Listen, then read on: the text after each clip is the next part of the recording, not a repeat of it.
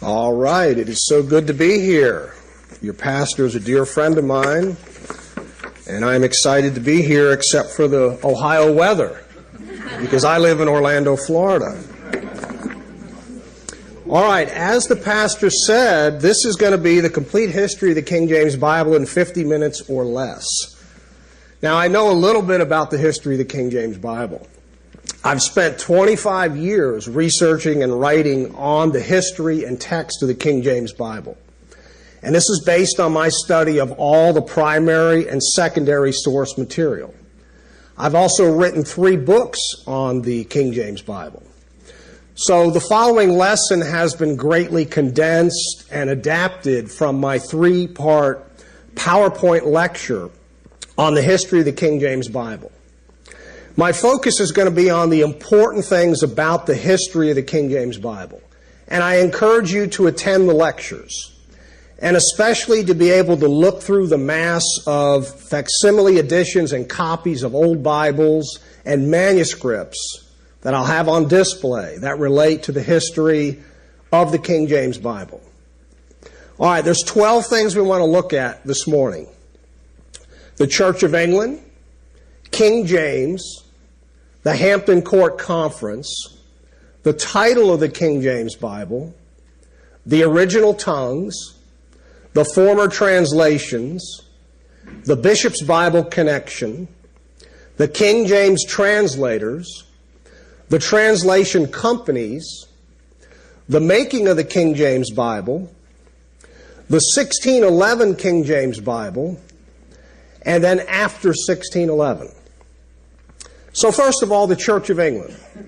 You can't understand the history of the King James Bible without a little knowledge of English church history. So England at this time, like most of Europe, was a Catholic country. Henry VIII was a loyal Catholic. The Protestant Reformation was taking place in Europe.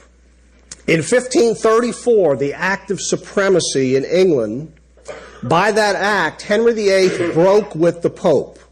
Now, he didn't break with the Pope over doctrine, but because he wanted a divorce. Most of us are familiar with the story of him and all his wives. Now, in the Act of Supremacy, Parliament recognized Henry as the supreme head of the Church of England. And that relationship continues to this day. The union of church and state is one of the great evils of church history and one of the great heresies of Christianity.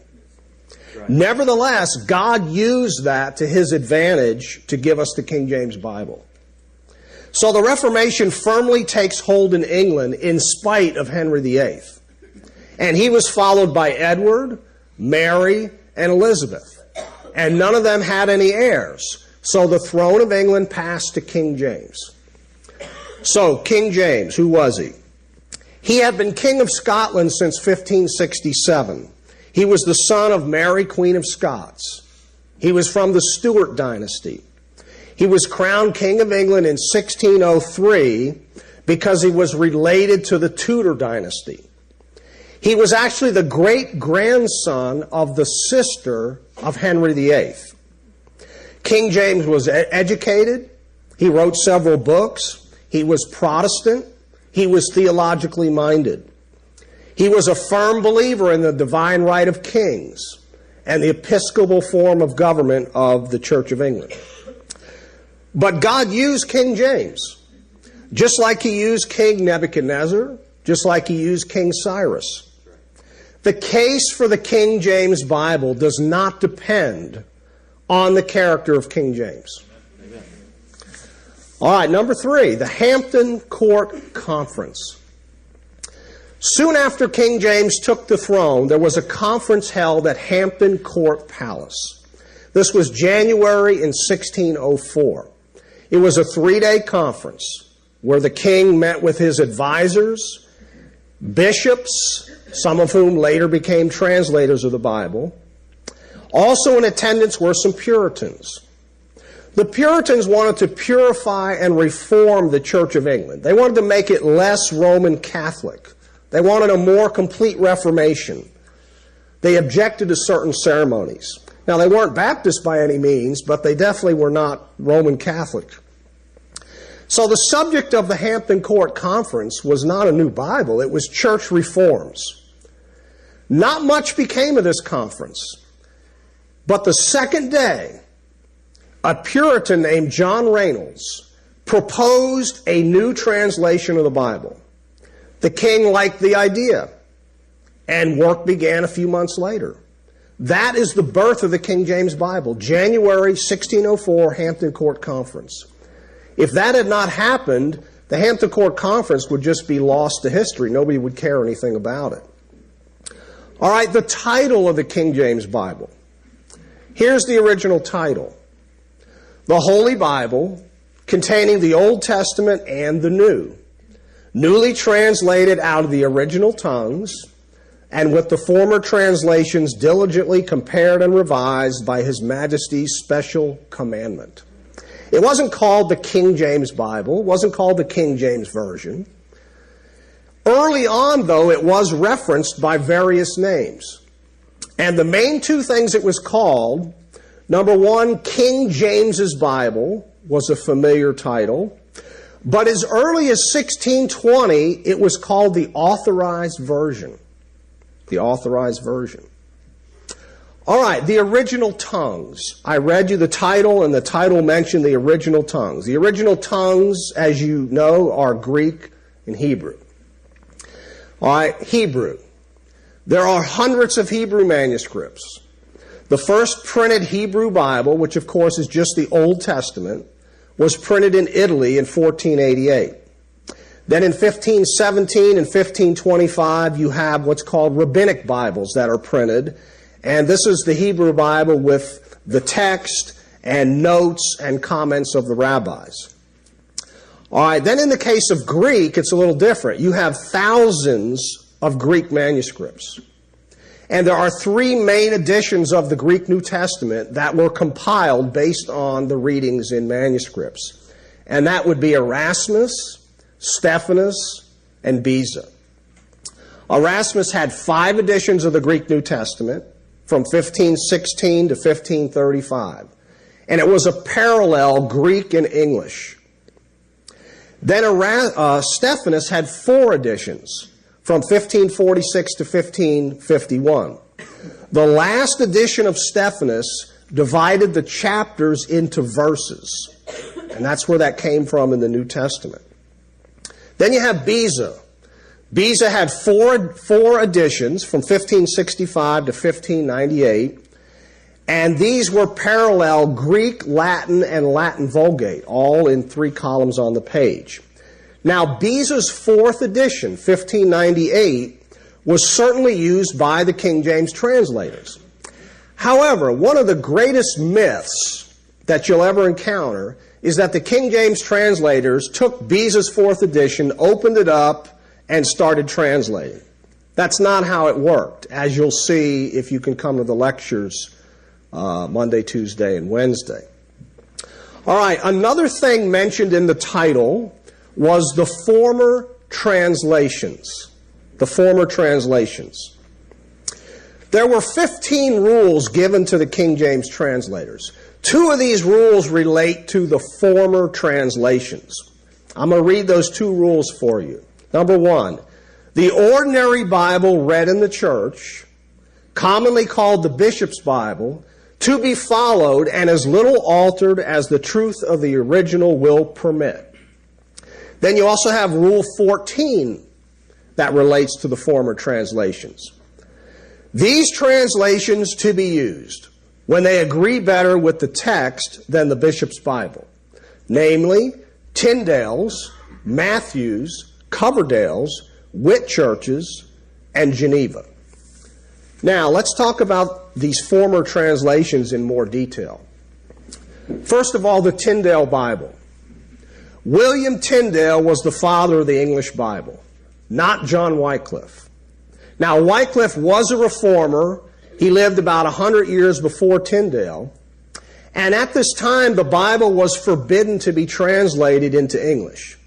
So Wycliffe is identified with the English translation of the Bible that bears his name.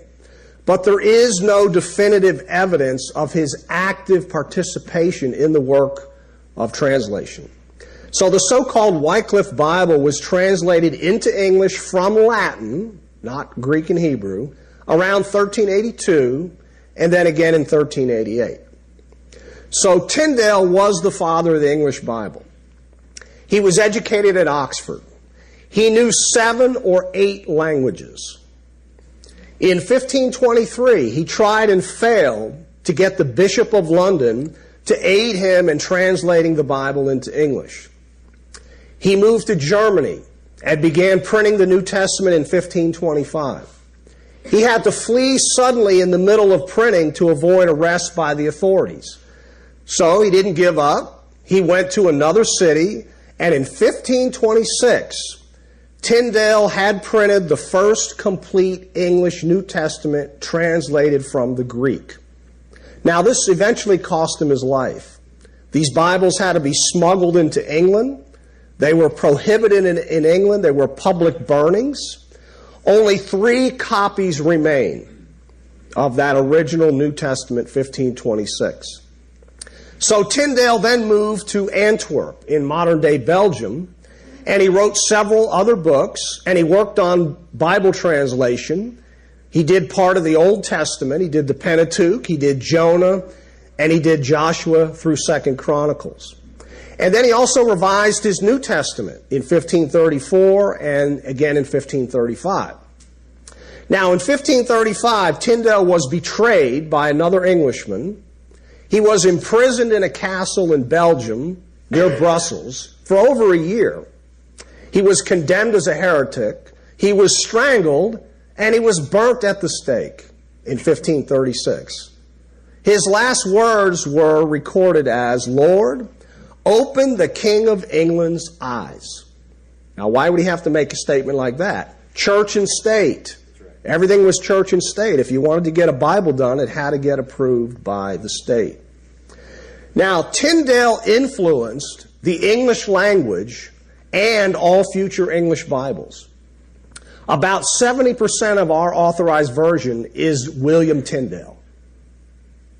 All right, then you have the Coverdale Bible. Miles Coverdale was an English reformer. He is second to Tyndale in importance as it relates to the English Bible. In 1535, he published the first complete English Bible. It was based on Tyndale in the New Testament and then German and Latin Bibles. It was printed abroad and smuggled into England.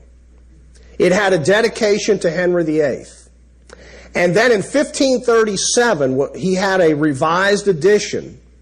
The second printing of the 1537 revised edition of Coverdale received the license of the king.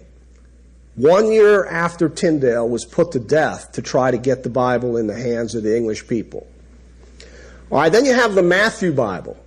We're looking at the former translations, right, that are mentioned in the title. The next one is the Matthew Bible. Thomas Matthew is a pseudonym of John Rogers. He was an English reformer. He was a friend of Tyndale. He was martyred during the reign of Bloody Mary.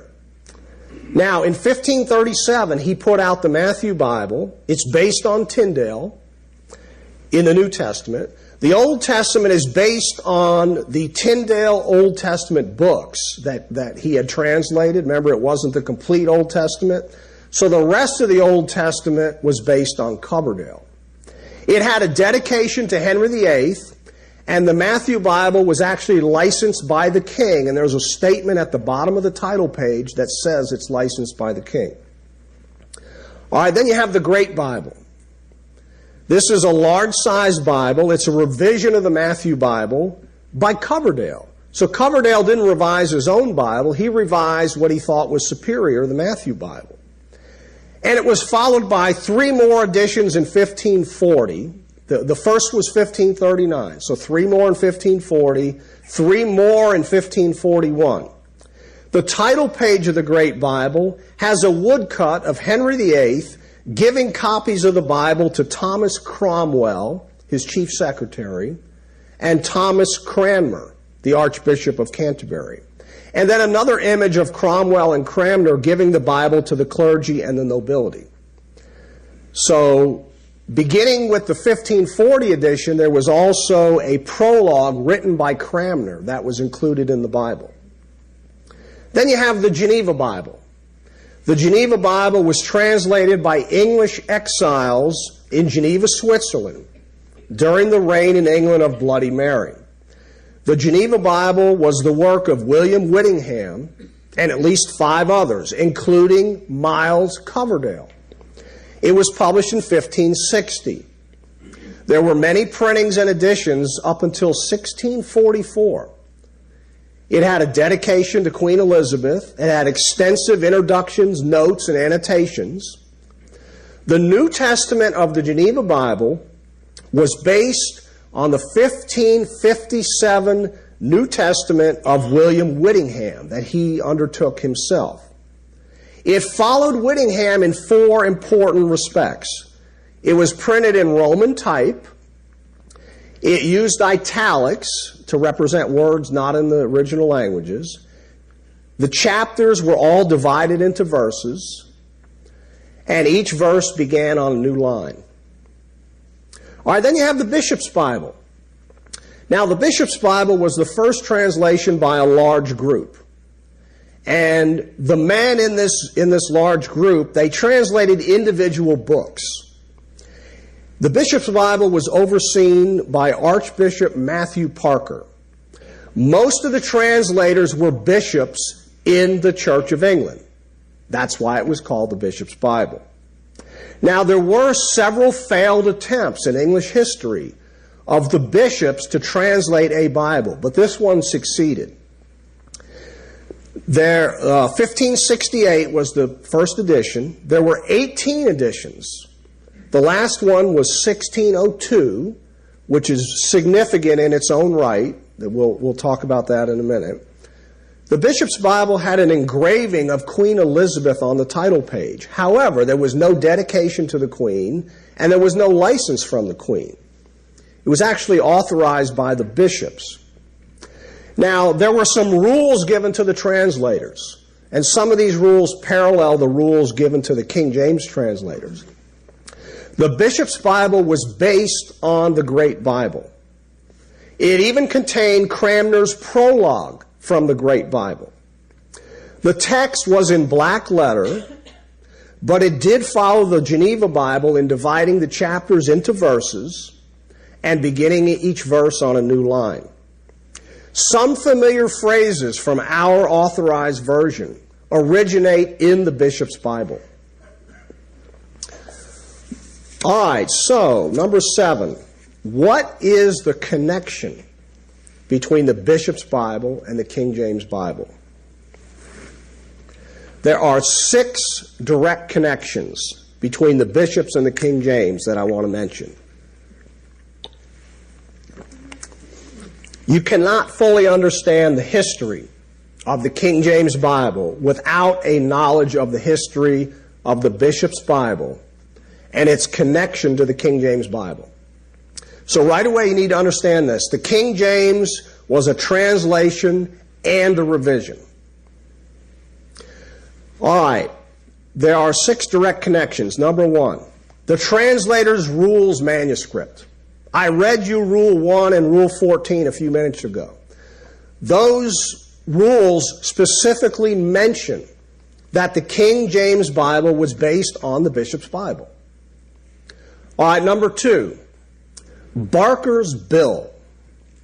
Robert Barker was the official King's printer. He printed the Bishop's Bible and then he printed the authorized version. He supplied 40 large church Bibles for the use of the translators. And we know this because he submitted a bill to the king dated May 10th, 1605. These church Bibles would have been copies of the 1602 Bishop's Bible. All right, number 3, third connection. Samuel Ward's notebook. The King James translator, Samuel Ward, he was assigned to translate the Apocrypha. A notebook of his contains the earliest known draft of any part of the King James Bible. It was only recently discovered. It's 70 pages long. It contains notes on one complete apocryphal book, and 2 chapters of another. The way it's formatted is this. It has a verse number followed by a quotation from the bishop's Bible. And then after that, you will have an alternate English translation of how he was going to revise that phrase in the bishop's Bible. All right, number 4, fourth connection between the bishops and the King James. Manuscript 98. What in the world is that? This is a 208-page manuscript in the Lambeth Palace Library. It is the work of the company of translators who worked on the epistles. It contains a proposed biblical text at an early stage in the translation process. It is the first rough draft of the King James translators on the epistles. It has corrected verses from the bishop's Bible, written out with numbered blank spaces for verses that were to be left unchanged. It closely follows the syntax of the bishop's Bible. All right, number 5, the Bodleian Bishop's Bible. A bishop's Bible at Oxford, the Bodleian Library, survives. It's one of those 40 large church Bibles supplied by Robert Barker, the printer, to the translators. It's a 1602 bishop's Bible with corrections in the text and annotations in the margins made by the King James translators. And these things indicate changes that they wanted to make to the bishop's Bible. It represents the work of the King James translators at a later stage in the process than manuscript 98. All right, number 6, the sixth connection between the bishops and the King James is simply the internal evidence.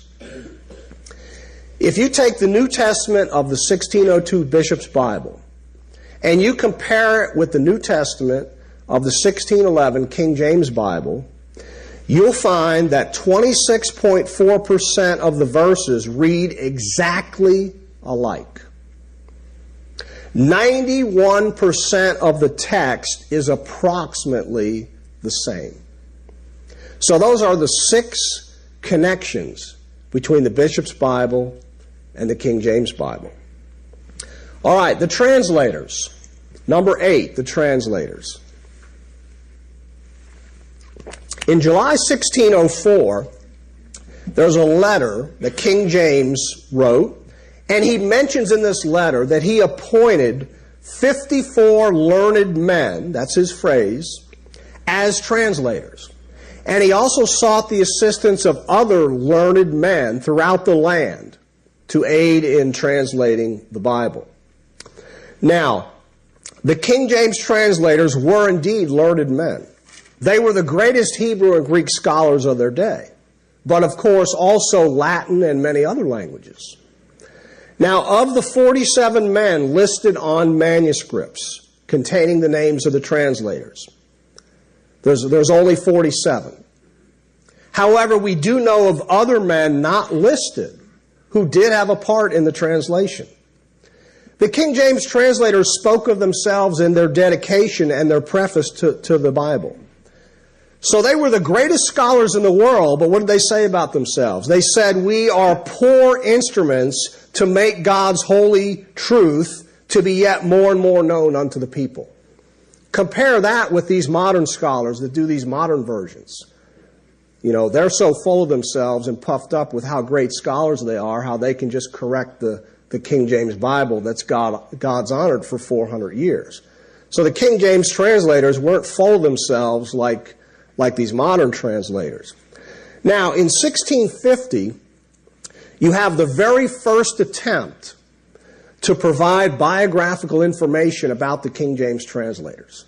1650. And of course, there's many books that have been written since then about the translators. All right, number 9, if you're keeping track, the translation companies. The King James translators were divided into 6 companies. These companies met at 3 locations: Westminster, Cambridge, and Oxford. Westminster refers to Westminster Abbey. That's the English national church adjacent to the Palace of Westminster. The church is directly responsible to the monarch, church and state.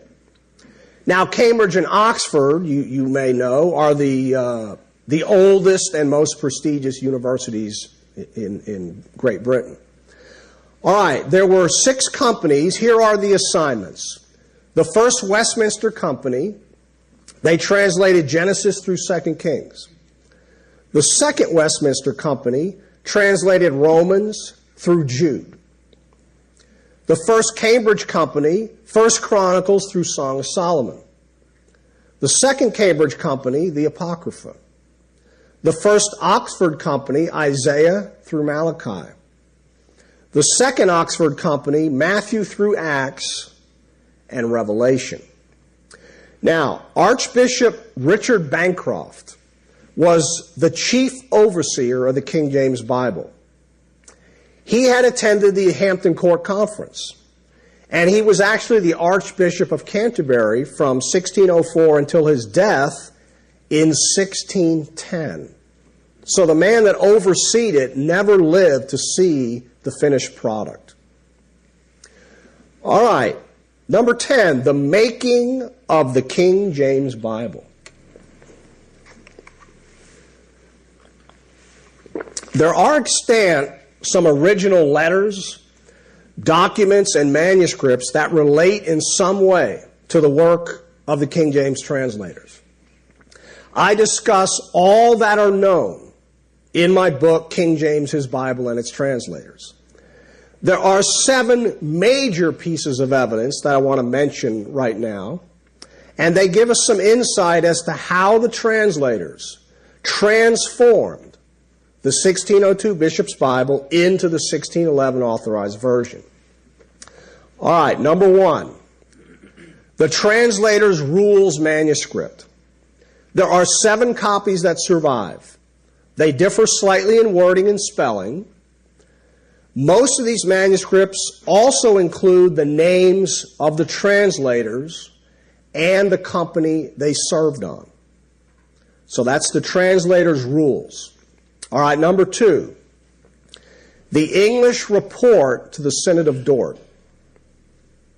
The Synod of Dort was a council of the Dutch Reformed Church held in the Netherlands, and it was designed to settle the theological controversy between the Calvinists and the Arminians. There was a delegation from England that attended this conference. And at this conference, this was 1618, they issued a report to the Synod of Dort about the translation of the King James Bible. This report paraphrased some of the original rules given to the translators, and it added some other guidelines that we don't know about except from this report. So it supplies information about how the work was carried out that supplements the translator's rules, and it adds information about a general meeting of 12 translators for the final revision of the King James Bible. And it also tells us how 2 of the translators put the finishing touches on what became the Authorized Version. All right, number 3, the making of the King James Bible. Number 3, Samuel Ward's notebook. Now, this notebook that I mentioned a minute ago, it contains notes on one complete book of the Bible and 2 chapters of another.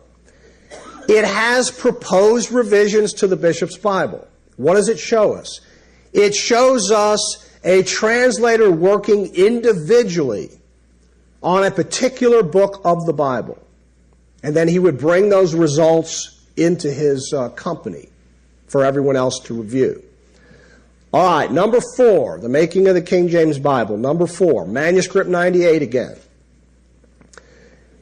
This is a proposed biblical text for Romans through Jude. It was made by the Westminster New Testament Company. It has corrected verses from the Bishop's Bible written out, with blank space signifying verses in the Bishop's Bible that were to be left unchanged. It shows us the completed work on a first rough draft of the biblical books by a specific translation company. It gives us a text that is approximately halfway between the Bishop's Bible 1602 and the King James Bible 1611. Each biblical book begins on a new page. So in this manuscript, with each book beginning on a new page, that could be because they would take individual books and circulate them to members of the translation company or other translation companies to be reviewed. All right, the making of the King James Bible, number 5. The Bodleian Bishop's Bible again. This is the only surviving copy of the 40 large church Bibles that the printer supplied to the translators. It's a 1602 Bishop's Bible with annotations made by the translators that indicate changes to be made to the Bishop's Bible. Now, the New Testament annotations record 2 stages of revision by the Oxford New Testament Company of Translators. This shows us how they went over their work a second time. The Old Testament annotations represent the work of a single point, combining the work of the First Westminster, First Cambridge, and First Oxford companies. So that shows us how the companies would work together. All right, number 6. The biography of John Boyes. Who's John Boyes? He's a King James translator. A friend of his wrote a biography of John Boyes because he was the most important translator. He served on the Second Cambridge Company. This biography of John Boyes is important, not just because of the information it tells us about John Boyes, but because it has 4 paragraphs in this biography that relate to the work of John Boyes translating the King James Bible. It provides information about the making of the King James Bible that no other source does. It also mentions the notes that John Boyes took of the final meeting of the 12 translators. And John Boyes kept those notes, we are told, till his dying day, because he realized how important they were going to be. And they were lost to history for many years. And then they were rediscovered, and I'll tell you about that during the week. All right, now, the John Boyes notes, number 7. At the general meeting of 12 translators for the final revision of the King James Bible, John Boyes took 39 pages of notes on 498 different items. And this covered 480 verses in the epistles and Revelation. It's written mainly in Latin with some Greek and English as well. The notes show us the Greek text being criticized and analyzed, and alternative English translations being compared by the translators. It tells us more about how the translators thought than about how they did their final revision work. All right, number 11, the 1611 King James Bible. We know it was published in 1611. We do not know the date. We don't even know the month. The King James Bible was actually larger in size than the Great Bible. It had 1,464 pages. It had a general title page. This was from a copperplate engraving with the title in the center, which I read you earlier, and emblems of the Trinity at the top, and the 4 gospel writers in the corners. Very elaborate title page. I'm sure you've seen it. There are 34 preliminary pages after the title page. You have a dedication to the king, you have the translator's preface, you have a calendar, an almanac, an Easter table, a lectionary, and the table of contents. Then you have the genealogies and a map. 40 extra pages of material that was inserted after the regular preliminary material and before Genesis. All right, then in the New Testament, it has its own title page, and this is a woodcut with the title in the center, surrounded by the 4 gospel writers with emblems of the Trinity at the top. The pages were 59 lines to a column, 2 columns on a page. The text was in black letter, making it difficult for us to read. It had Roman type elsewhere. So it didn't have italics. It had Roman type to represent words not in the Greek and Hebrew. The text is divided into verses. Each verse begins on a new line. The page headers contain brief mention of the subject of each page. The chapters begin with summaries. There are no notes in the King James Bible. In the margins, you'll find cross-references. You'll find literal translations of Greek and Hebrew words. You'll find alternate English renderings and occasionally some miscellaneous information, but no notes. Remember, the Geneva Bible was full of notes, and that offended the king and other people. So the King James Bible originally had no notes. All right, number 12. After 1611. After 1611, the king's printer printed 4 more large folio editions of the King James Bible. 1613, 1617, 1634, and 1640. These were also in black letter type. There was some modernization of the type beginning in the 1640 edition, but not much. There were also many separate New Testaments and smaller sized Bibles that were published in black letter or Roman type during this period. Now, what we're mainly concerned about are the Cambridge editions. 1629, 1638, and 1762. You have these Cambridge editions of the King James Bible where you have a gradual modernization of the type, the spelling, the italics, the marginal references. And then in 1769, Oxford puts out its own edition of the King James Bible that further modernized the type and the spelling. That is the basis of our King James Bible that we have with us today. The Oxford 1769 edition edited by Blaney. Now, in conclusion, let me say this. If you want to see images of the people and places and old Bibles that I've talked about, come to the lectures Monday through Wednesday nights. If you want to hear more detail about what I've been talking about this morning, I know it was a lot of stuff to try to get a hold of, come to the lectures.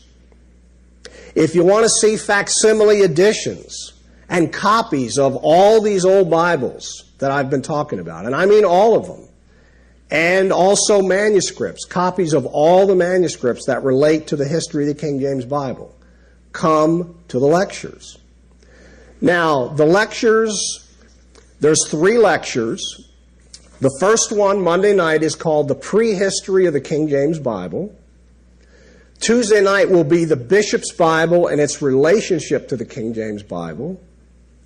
And Wednesday night will be the 1611 King James Bible and its editions.